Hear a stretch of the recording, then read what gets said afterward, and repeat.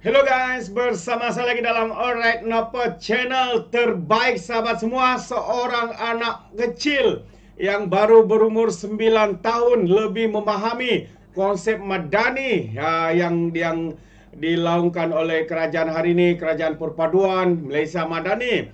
Namun yang lebih mengejutkan adalah walaun tit. Ya, saya tidak pasti sama ada mereka faham ataupun pura-pura paham. Ya, begitu juga dengan lebay-lebay, kaki-kaki fitnah, geng-geng cyber trooper daripada Perikatan Nasional. Jadi sahabat semua, menarik untuk kita dengar pencerahan yang begitu baik ya daripada anak kecil yang baru saja berumur 9 tahun ini. Jadi tanpa buang masa, mari kita tonton video ini. Tapi sebelum saya teruskan, jangan lupa juga untuk terus support Orang Dapat Channel dengan cara tekan butang subscribe, like, dan share. So, mari kita tonton bersama video ini, sahabat-sahabat semua. Kita juga sebenarnya nak mendengar pandangan generasi muda, suara mereka tentang program Madani Rakyat. Apa sebenarnya mereka faham ya? Ya, betul. Jadi kita nak tanya dalam kalangan yang ada kat sini ni kan, siapa sebenarnya yang berani untuk angkat tangan dan bersama-sama kita di pentas kecil kita ni Ya. untuk berkongsi apa yang mereka faham tentang program Ya. Madani Rakyat. Angkat tangan. Saya. Kita ada nampak comel suaranya. Okey, adik kita siapa namanya ni? Berapa? Namanya apa Kita ni? berikan tepukan pada adik kecil kita ini. Okey. Okey, bagi tahu nama apa dan umur berapa? Nama saya Afia dan saya berumur 9 tahun. Oh, 9 9 tahun. Okey, kita nak tanya kepada adik Afia, apa sebenarnya adik Afia faham tentang program Madani Rakyat? Okey. Baiklah. Pada pandangan saya, program Madani Raya adalah terjemahan daripada Malaysia Madani yang mempunyai 6 nilai teras. Melaluinya, generasi baru akan dapat mengamati, melihat dan memahami inisiatif yang sedang dilaksanakan. Ibnu Khaldun menggunakan istilah Al-Madaniyah yang bermaksud kemakmuran hidup atau peradaban. Oleh itu, Malaysia Madani juga menekankan kemakmuran dan kesejahteraan negara yang pelbagai kaum, agama dan budaya. Jadi, kita perlulah sentiasa saling menghormati dan bekerjasama untuk memacu negara kita ke hadapan.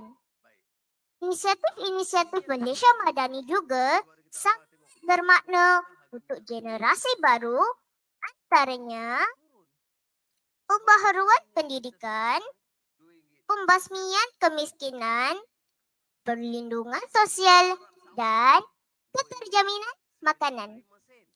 Ini supaya generasi baru akan dapat mewarisi negara yang lebih progresif dipacu oleh nilai-nilai Malaysia Madani yang disediakan oleh pemimpin kita pada hari ini. Wah, kita berikan tepukan kepada adik Afia.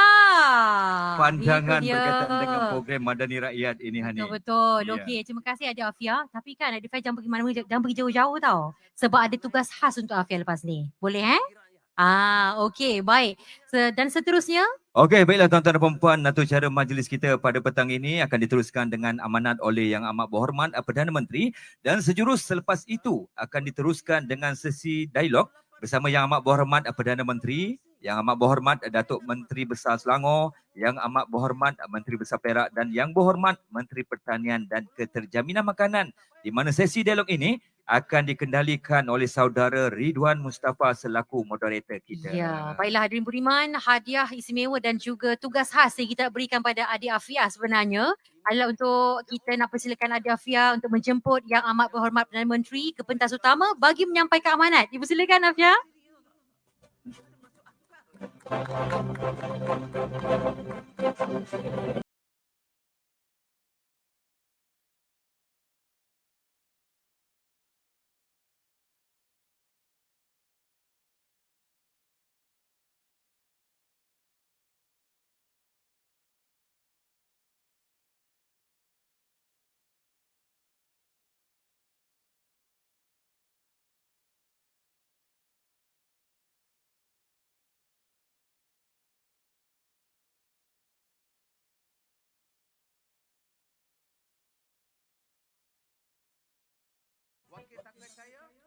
Assalamualaikum warahmatullahi wabarakatuh.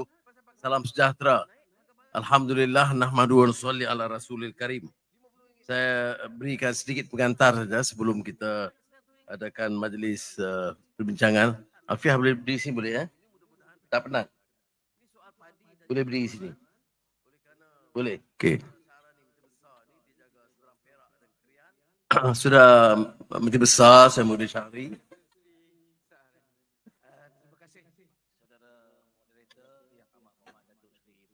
Saudara Syahri Muhammad, Menteri Besar Perak, Menteri Muhammad Sabur, Menteri-Menteri, Tan Sri KSN, dan semua menteri yang hadir, KPPA dan KKSU yang hadir, ahli mesyuarat kerajaan negeri, ahli berhormat, sudah-sudah yang dimuliakan.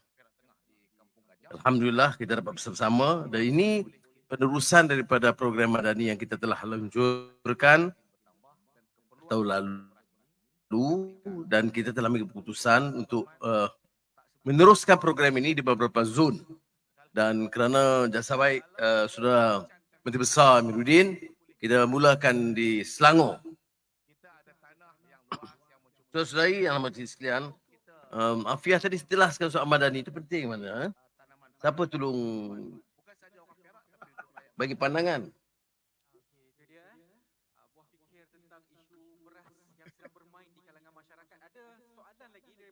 Okay. Baik, itu rahsia. Baik. Maknanya konsep Madani ini, ya betul, dia ada asas kepada keyakinan kita. Dia ada penekanan tentang keperluan negara dikembangkan, dimajukan, dipacu pertumbuhan. Sebab itu ada kemampanan. Tetapi ada yang keistimewaan di situ kerana dia ialah salah satu jalur untuk mengangkat martabat insan untuk membina tamadun. Sebab itu dikaitkan tadi dengan Ibn Khaldun.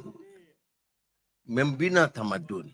Tapi membina tamadun itu bermakna ada keyakinan, ada ihsan, ada kemanusiaan, ada sistem kenegaraan. Dia bukan kelompok. Satu kelompok, satu wilayah, satu kaum, satu suku tidak boleh membina tamadun bangsa. Tamadun itu dibina dengan kekuatan raksasa semua. Asasnya keyakinan. Kalau kita agama, nilai yang baik. Pertimbangan kemanusiaan.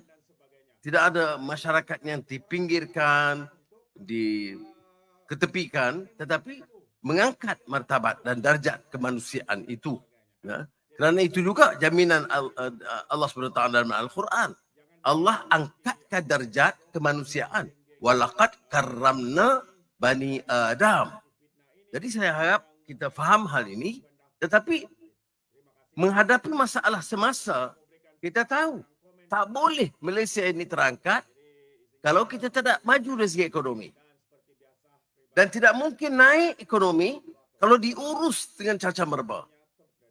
Diletakkan orang-orang yang tugas dia mengkaut harta kekayaan rakyat. Dia mesti tentukan nilai itu bermula dari pimpinan. Bila masuk pimpinan ini bukan Perdana Menteri saja. Dari Perdana Menteri sampai ke pegawai daerah, sampai ke penghulu. Barulah boleh kita bangunkan negara kita. Saya harap dengan semangat dan konsep ini, kita bawa suatu natijah kefahaman baru. Bahawa tidak ada sebab mengapa Malaysia ini tak boleh terkenal, hebat semula. Tidak ada sebab mengapa anak-anak kita, cucu kita macam Afiah tidak lebih terjamin masa depan mereka. Bagaimana boleh terjamin kalau negara kita itu mendatar puluhan tahun? Kalah dari segi persaingan dengan negara baru. Ini menuntut adanya anjakan perubahan. Cara kita kerja, dasar yang kita tentukan, sikap kita, ini kita harus sedia ubah. Dulu kita pernah bicara soal revolusi mental. Tak ada salahnya. Tetapi seringkali pimpinan bila bercakap revolusi, tukar sikap, itu suruh orang lain. Pemimpin kekal cara yang sama. Sakaum guna kedudukan untuk mengaut kekayaan, Jadi sebab itu saya kata kalau nak jamin perubahan, nak tentukan ada perubahan, pimpinan di semua peringkat itu mesti tunjuk teladan yang baik. Sebab itu, baik di peringkat Jemaah Menteri atau peringkat penjawat awam, KSN, tahu bahawa sekarang bila kita minta laporan, dia tak tunggu laporan 6 bulan sekali atau setahun sekali. Kalau kita umum apa-apa projek, termasuk yang dekat di hati Saudara Syarani Menteri Besar Perak, Krian High-Tech, dia mesti ada laporan tiap bulan. Bila ada laporan tiap bulan, barulah kita boleh jalan. Saya bawa bersama-sama saya tadi berapa projek. Kerana saya datang Kuala Selangor, ya, pejabat daerah. Soal ada 5-6 projek tadi saya teliti dalam mutokar datang. Jadi baiknya bila kita turun ke bawah macam ini, laporan daripada melalui ICU, Wan Dahlan ada, dan pejabat daerah, pegawai kemajuan negeri, Menteri Besar, Exco, dia beri update. Jadi kita tengah update. Saya tengok dalam peringkat apa projek-projek itu. Ini kita harus lakukan setiap bulan. Jadi saya harap bila pimpinan turun ke bawah, dia tak hanya cek masa-masa itu, dia bagi notis supaya dia angkat laporan semasa. Memang tugas itu tambah sikit untuk baik menteri ataupun menteri besar ataupun pejabat daerah.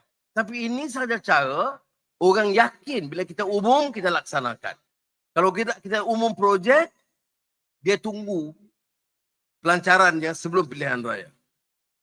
Jadi tidak ada kesungguhan. Jadi saya harap tradisi ini kita amalkan dan laporan bulanan dari penjawat awam ke jabatan-jabatan kerajaan dan juga ke kementerian di bawah menteri itu dapat supaya kita pantau dengan baik. Kita ambil banyak isu besar beberapa tahun yang lalu, tempatan banjir. Dia mengambil masa yang panjang. Tapi kalau kita tidak pantau bulanan, pelaksanaan itu akan terbantu. Sehinggalah projek-projek kecil. Saya baca umpamanya tentang apa yang Menteri Sabu, Menteri Pertanian dan Keterjaminan Makanan bila dia datang di sini tentang mutu, produktiviti padi. Jadi saya baca laporan umpamanya tentang kedudukan tanah dan acidity. Oh, baik, kalau kita dah faham, maka apa tindakan-tindakan yang perlu diambil? Itu kebijaksanaan bila kementerian atau menteri datang, terus ada laporan kerana arahan menteri ialah memastikan kadar produktiviti pengeluaran hasil padi itu meningkat berlipat kali ganda. Ini yang pertama yang saya sebutnya. Jadi kita ada soal nilai, soal contoh yang baik dan pelaksanaan. Dan saya faham, saudara terutama di daerah tahu bahawa kalau tidak ada pemantauan, projek itu akan sekarang kena terbantu. Kadang-kadang kita tidak tahu. Ada tanah yang telah kita ambil 40 tahun yang lalu untuk bina, katalah klinik. Tetapi oleh kerana tidak dipantau secara teliti, kita dapat kesan klinik itu tidak dibangunkan. Ada alasan yang munasabah. Bukan semuanya sebab cuai. Alasannya kadang-kadang tanah itu, tanah gabut, kurang sesuai. Ataupun peruntukan diberikan peringkat awal itu tidak cukup. Tapi kalau kita tidak pantau bulanan, kita tunggu 40 tahun untuk kenal pasti projek itu tidak jalankan. Rakyat di bawah mengeluh. Ini saya harap diteliti betul-betul dan insya-Allah dan CKSN dan ICU dan pelaksanaan yang lain, pelaksanaan yang lain akan dapat teliti. Baik. Yang perkara lain dalam usaha kita adalah meningkatkan soal keupayaan latihan. Memang kita sedang tangani beberapa masalah ekonomi dunia. Saya bukan nak bagi alasan. Ini kenyataan dia. di Indonesia ada sedikit persoalan mengenai harga beras yang melambung naik. Di beberapa tempat harga gula melambung. Harga minyak meningkat. Dan ini akibat sebahagiannya perang Rusia-Ukraine, sebahagiannya sekatan di Suez Canal dan kawasan berdekatan dengan dunia Arab yang akibat kezaliman penjajahan Zionis Israel terhadap Gaza. Tapi itu kenyataannya. Sebagai pemerintah, kita tak boleh bagi hanya alasan. Rakyat nak tahu apa tindakan kita lakukan untuk meringankan dan meredakan. Nah, ini yang kita cuba lakukan. Tapi alhamdulillah, walaupun kadang-kadang kita hanya diberitakan yang negatif saja.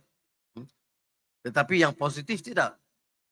Malaysia di ASEAN mencatat di antara kadar inflasi yang paling rendah, 1.5%.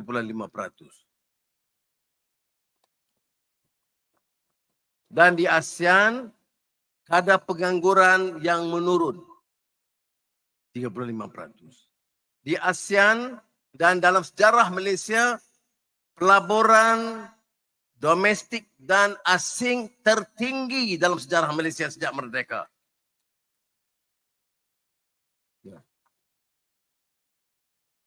Pasaran saham kian segar.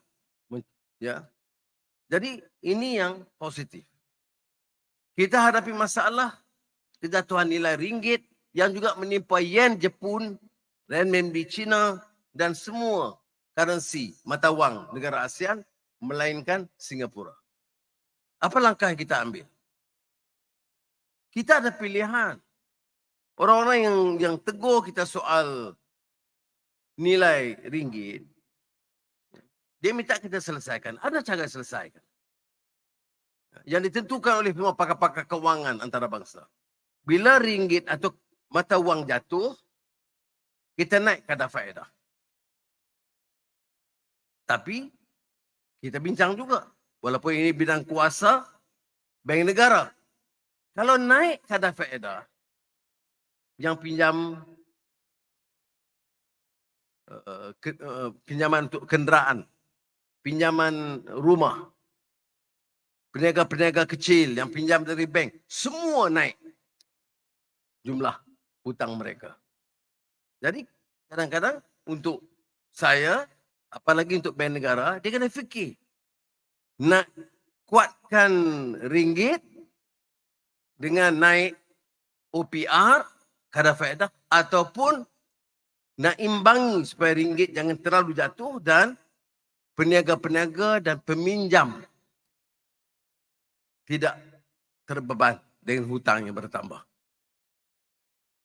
Kalaulah katalah satu keadaan seperti mana kita hadapi dulu 98. Ringgit jatuh. Inflasi mencongak naik ke atas. Pelaburan terhenti. Dalam keadaan begitu apa pilihan? Naiklah kadar faedah. Tapi sekarang ini ringgit turun.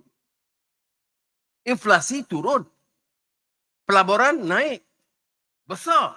Fikirkan tengok. Tahun 2023 pelaburan tertinggi dalam sejarah Malaysia.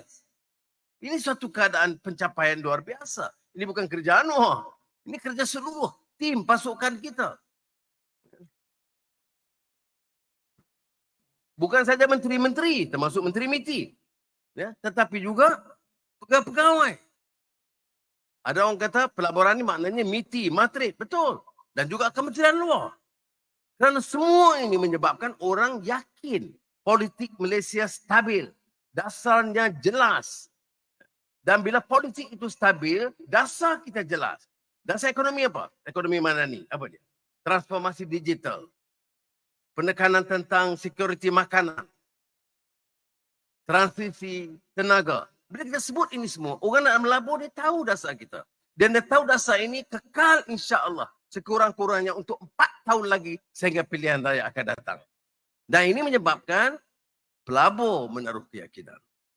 Tadi ada keluar rencana di Financial Times, London.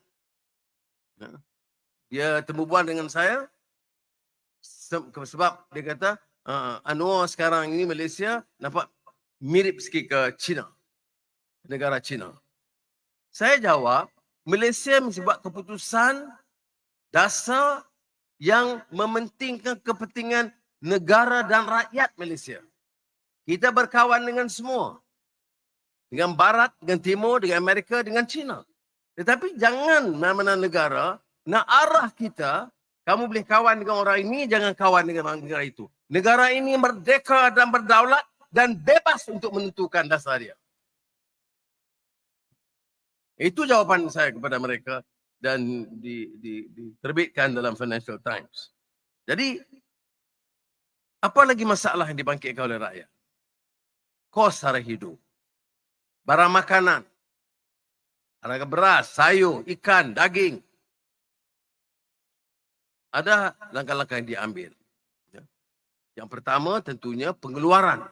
Itu yang diusahakan secara sungguh-sungguh, terutama oleh Kementerian Pertanian dan juga Kementerian Dagangan Dalam Negeri. Saya tengok Datuk Mat ni dia bagi Datuk Seri Mat sekarang saya tak panggil. Datuk Rahmat Sabu ini dia menjelaskan seluruh, mengerahkan, menekan supaya ada usaha yang lebih daripada dulu. Tapi tindakan segera orang menurun. Jadi kita kena cari kaedah-kaedah bagaimana. Sebab itu ada agro madani. Ada jualan rahmah. Ada program yang jualan madani. Ini semua asalkan boleh kurangkan harga barang. Kerana kadang-kadang soal pemasaran. Kadang-kadang biarlah banyak masalah.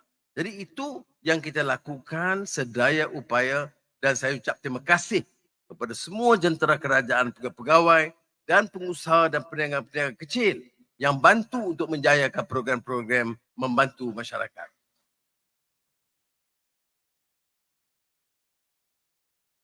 Minggu lalu saya telah minta supaya Datuk Armizan,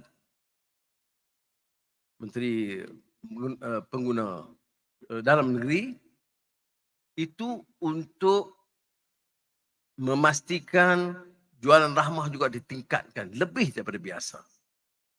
Kemudian kita ada agro madani ditingkatkan lagi kerana ia jaringan Kementerian Pertanian itu besar. Hubungan dengan nelayan, dengan peladang dan sebagainya. Kalau boleh kurangkan pemasaran, kita boleh kurangkan harga. Begitu juga inisiatif di Parlimen Syed Abdul Hussein, itu kita teruskan. Saya tidak ada masalah. Cuma bila main soal dasar, tetapkan dasar harga padi, itu kita harus sabar sekejap, ikut proses sebelum kita muktamadkan. Saya juga telah bercakap sendiri dengan pengurusan Bernas dalam mesyuarat Nakol baru-baru ini supaya mencari jalan import beras dan juga pengeluaran tempatan dinaikkan. Dia ada masalah. Naik beban kepada pengguna. Tak naik beban kepada pesawah. Bagaimana nak imbangi keduanya? Sawah padi ini di antara kelompok yang miskin negara kita. Rakyat umumnya mahu harga beras turun atau terkawal. Pesawah padi mahu supaya hasil mereka itu dinilai. Kerana ini dikatakan security crop. Maknanya kalau semua tak mau tanam padi, dia tukar lain untuk mendapat pendapatan yang lebih, negara menghadapi risiko keselamatan. Jadi keselamatan makanan itu bergantung kepada pesawah-pesawah padi. Jadi kerajaan harus imbangi dan saya bagi tempoh kepada kementerian dan Nakol untuk memuktamadkan isu terutama harga padi pada 20 Mac. Saudara-saudari yang hormati sekalian,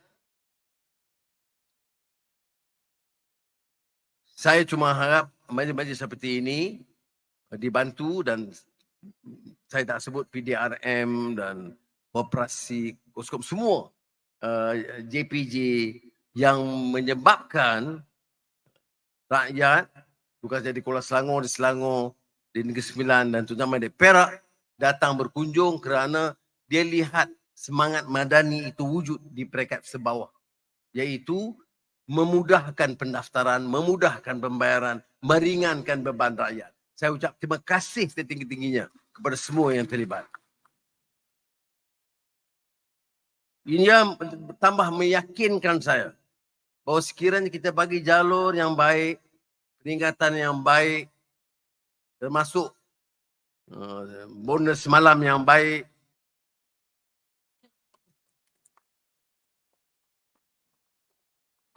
semangat kerja pun meningkat. Ya, semangat kerja pun meningkat. Jadi sebab itu penjawat awam ni sangat penting untuk kita tugas mereka. Dan kalau inilah prestasi mereka dalam CKSN, Wan Dalam ke ICU KPPA lupa. Patut saya tengok dia sedih saja saya. Tan CKSN, kalau inilah kita tengok prestasi penjawat-penjawat awam. Di peringkat tinggi dia serendah-rendahnya, tidak ada sebab mengapa tak boleh kita kaji sistem saraan tahun ini.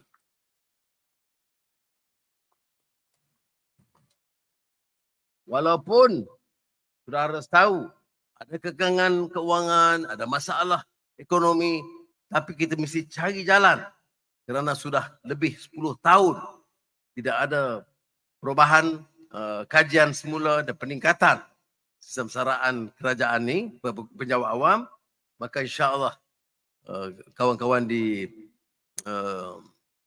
JPA, KSN dan insya-Allah saya bentangkan kepada jemaah menteri, kita sangat prihatin dan dengan prestasi ini tidak ada sebab mengapa tidak dapat kita segerakan pelaksanaannya insya-Allah.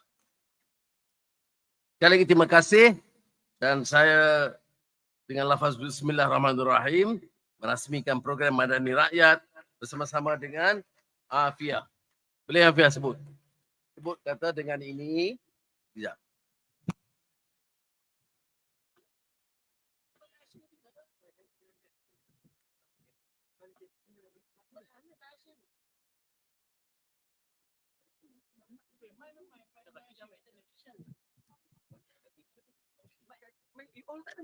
Okay, dengar. Boleh. Dengan ini. Dengan ini. Dengan lafaz. Dengan lafaz. Bismillahirrahmanirrahim. Bismillahirrahmanirrahim. Saya dengan Tok Anwar merasmikan program Madani Rakyat. Program Madani Rakyat Zon Tengah.